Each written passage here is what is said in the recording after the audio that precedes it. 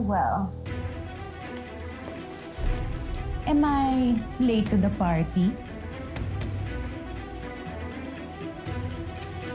Divina? Ikaw si Miss D?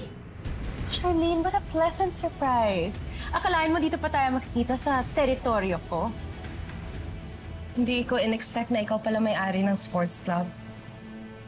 Bakit? Wala ba sa itsura ko na ganito ako kayaman?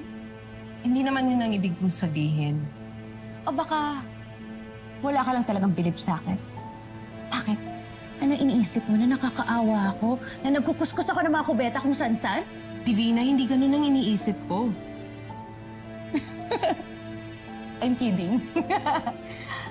Chill, girl. Ang seryoso mo naman.